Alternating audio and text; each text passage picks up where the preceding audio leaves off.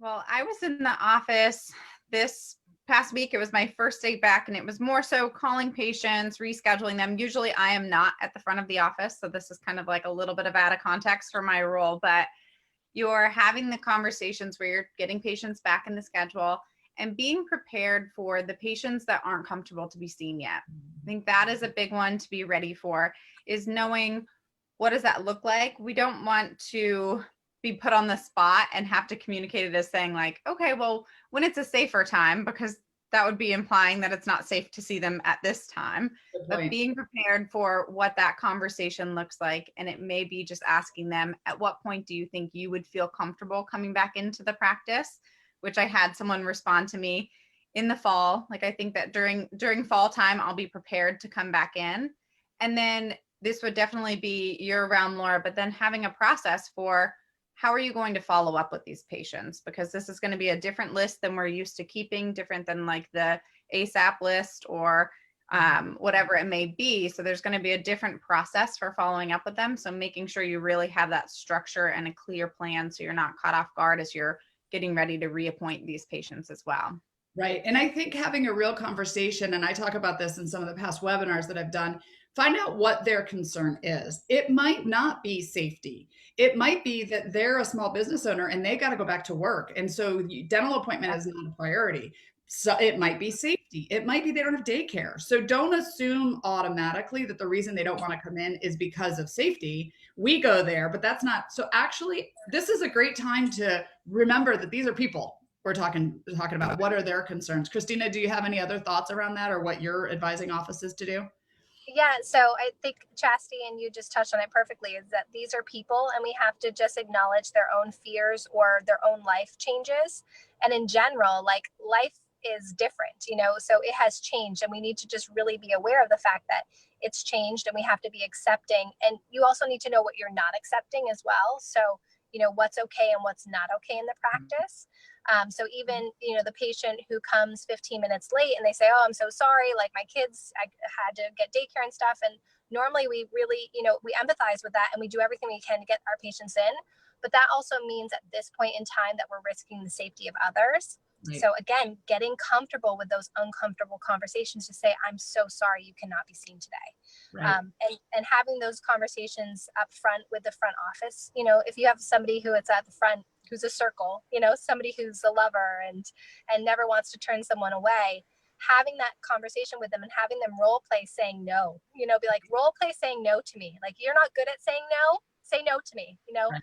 I'm sorry, I'm late. Nope, can't be seen today. I'm sorry, I don't think I have a fever. I think I'm just hot right now. Nope, you can't be seen today. Right. Role play those conversations. I think the other thing too is to realize that we have the urgency to get back in, to get those patients back in. But, they're not getting calls just from us. They're getting calls from their hairdressers and their dog groomers and their chiropractors and their dermatologists. And so just because we have an urgency to get patients back in doesn't necessarily mean that I know personally, I'm getting we're opening up, California's opening up. And it's like, hold on, I still have a life. So I'm going to pick an appointment here or there. So just making sure that your urgency comes off as a caring and conversational and making a game plan doesn't mean that you have to appoint them today. Like Chastity said, maybe they want to go in the fall. That's okay. Now you need an internal system that you're going to make sure they get appointed in the fall, but don't stress if they don't come in right away. Christina, what other questions are you seeing out there or things that need to be addressed?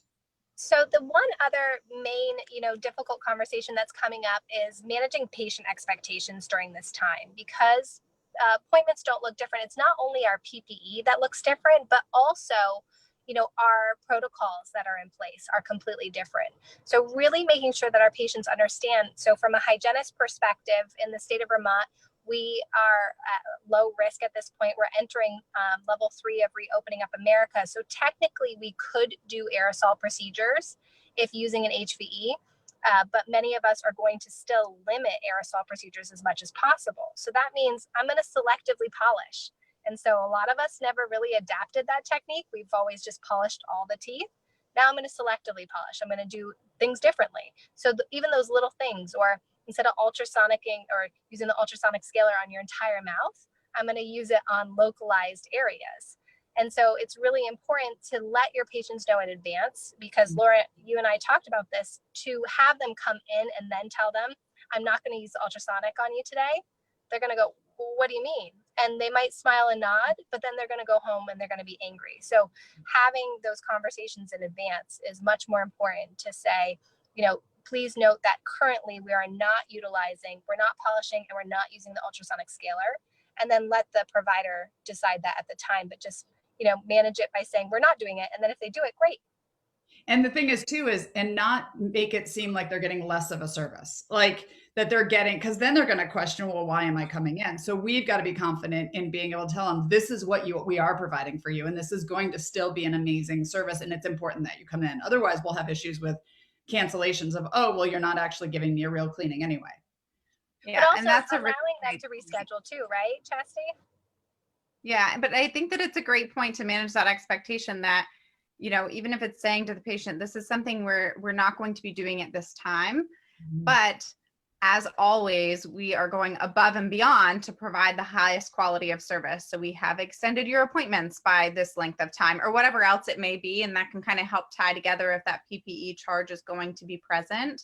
So really reiterating that and kind of practicing of how do we cover all of our bases and have these conversations, but reassuring them. So if it's the front team member that is calling and letting them know that they may not be having the ultrasonic used on them that day, letting them know that it will still be a very high quality, that we've made sure that we have made accommodations to allow for that, but that it will be different, because we've spent a lot of time saying, okay, this is a regular adult appointment, this is your periodontal maintenance, and this is why it's different. And now we're kind of going against a lot of those things just because it helps to reduce that risk factor. And I think that's super important, what you just said. Your front office team, again, and I've talked about this is like the key time, that the front office team is not trained the same in the same things as the clinical team. So when you say we're not using ultrasonic, if that's all you tell your front office team member, then they call and they're like, oh, and by the way, we're not using ultrasonic. Like, that's not the way to tell the patient. So that's where the role playing comes in, because they really need to put a value into that appointment. Yep. Mm-hmm. All right, Christina, I said I only go 30 minutes, 5 minutes left. Is there anything else that you think is out there that's being talked about? I mean, I think we're finally all moving to some version of open over the next week or two. Any other thoughts or words of advice out there? I think the last thing that I want to put out there is, when it comes to conversations, a lot of you are meeting right now. You're going over what your likes and dislikes are with your protocols and what you need. But then we're holding a lot of it in. We get shut down, or we might not get the acknowledgement that we were seeking by saying, like, I don't think this is right. The doctor might show us some evidence and say it is, but then you're still kind of seeking some sort of acknowledgement. And so what we're doing is we're going on to social media and we're venting, basically. And so when you vent, you're usually seeking for people to agree with you, to empathize with you, to take your side on things. And what that does is that's actually not a healthy way to manage your feelings and your emotions and this animosity. And it's not healthy for your team. And I believe that a lot of this is the reason why people who are going back to the practice are feeling so burnt out, is because they weren't acknowledged in their feelings for the PPE in the first place. So it's not that they're hot, they are hot in all this PPE. But if you choose to be hot in the PPE, it's different than if it was enforced on you. Mm-hmm. And it's a totally different feeling. And so what I really want to do is empower everyone to have the conversations with their team. If you feel the urge to go on social media or go to someone else and vent out all this information that you didn't have, the conversation with your team, learn how to complain with perspective. Chastity and I are going to post a video on YouTube on how to complain with perspective, how you can, tell someone your complaints in an effective way that doesn't make it sound like you're complaining, and you can get it out and you can have the conversation, start the conversation, but do it with your team. Mm-hmm. And I think the thing too, and that's a really good point, I love that, is that we are all feeling like we have to blame somebody. Like, we're all frustrated, right? Who do we point a finger at and say, you put as it? Well, we're all frustrated and there's nobody to point a finger at. And so we've got to take that frustration and turn it into a positive energy and this is our chance to look at this and say, how can we improve? How can I improve? How can I communicate better? How can my team work better together? Because you've got to look at it from their perspective. We are all walking in our own our own stress, and we're coming together and trying to be together as a team again. So that was great. Christine or Chastity, any other thoughts from you? You're back in the office. How's it going? And any other thoughts No, for we have a really great team that has wonderful open communication.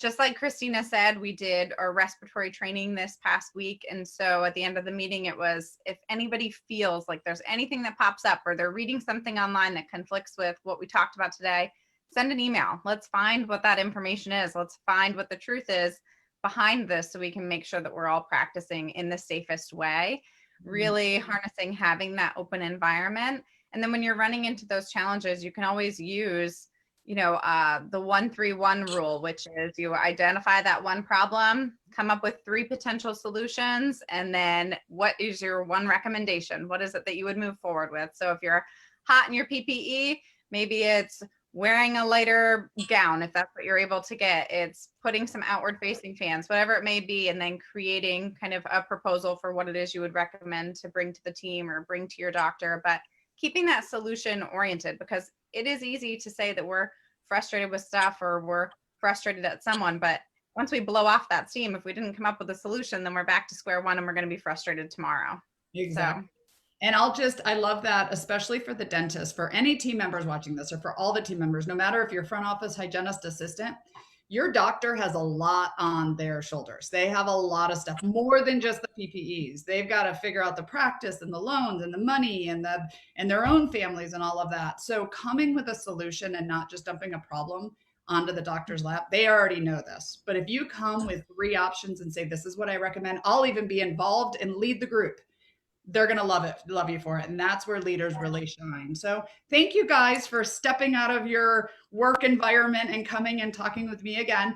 We have information about the dental MVP included in the comments here. We're all open for questions, and we'll come back again and talk about what's new and exciting next week if you guys are interested. So let us know what other things you want to talk about. Thank you, Christina and Chastity. I hope you guys have an amazing weekend. Thank you. Thanks, guys. Have a great weekend, everybody, and good luck opening. You guys got it.